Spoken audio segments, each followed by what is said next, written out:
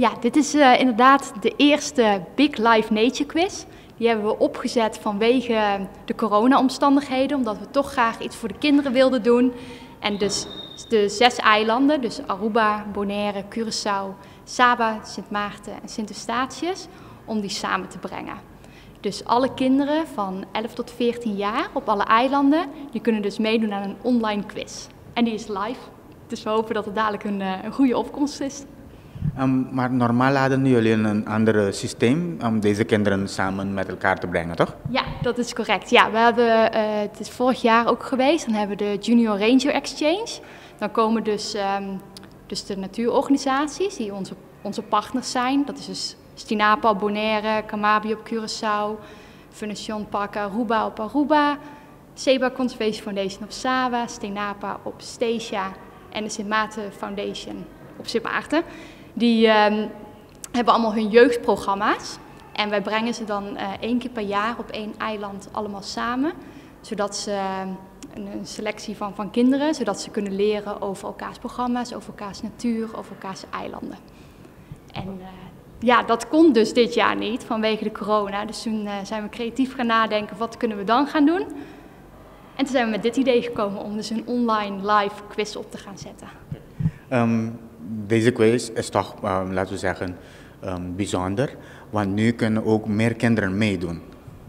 Ja, dat klopt. Het is open dus voor alle kinderen, dus niet alleen voor kinderen die bij de natuureducatieprogramma's aangesloten zijn, maar eigenlijk iedereen kan meedoen. Dus elk kind kan thuis gewoon meedoen aan deze quiz. We hebben daarnaast ook de natuurorganisaties wel, net zoals we hier vandaag hebben op Bonaire, iets georganiseerd. Dus hier zijn we vandaag bij Jong Bonaire en nemen de kinderen van Jong Bonaire en de Junior Rangers in die leeftijdscategorie, die nemen deel met z'n allen samen in groepsetting. En dat is op Saba heb je ook een bijeenkomst georganiseerd, op Sint Maarten ook. Maar op niet op alle eilanden kan dat, want op sommige plekken zijn de kinderen, dat ze nog niet met groepen samen kunnen komen. En dan kunnen ze het gewoon thuis doen. En ook als je dus niet bij een natuureducatieprogramma aangesloten bent, kan je ook gewoon meedoen. Dus voor iedereen. Okay. Een quiz van de natuur, wat moet ik me voorstellen? Wat voor vragen gaan deze kinderen krijgen? Nou, we hebben de vragen ingedeeld in 4 categorieën. Dus ze gaan over de flora en de fauna, over de ecosystemen, over de natuurparken op alle 6 eilanden en over klimaatsverandering. Dus de kinderen hoeven zich niet voor te bereiden. Je kunt gewoon meedoen. Je hoeft er niet voor te leren. Maar als je natuurlijk een grotere kans wil maken om te winnen, dan kan je van tevoren je inlezen over de verschillende onderwerpen. Okay. Natuurlijk zijn er ook prijzen hierbij begrepen? Ja, dus het is live.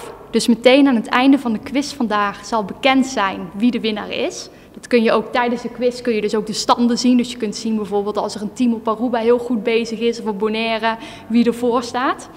Aan het einde is dus ook meteen bekend wie de winnaar is. En dan winnen ze een zeil- en een snorkeltrip met 4 kinderen. Dus, op de verschillende eilanden?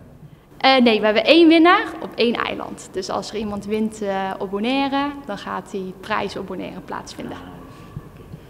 Plannen voor de toekomst? Ja, dit is dus de allereerste. Dus we hopen natuurlijk dat het een groot succes wordt, dat de kinderen het leuk vinden, dat het leerzaam is. En dan willen we dit graag jaarlijks gaan doen. Mogelijk in de toekomst ook voor volwassenen. Wel leuk.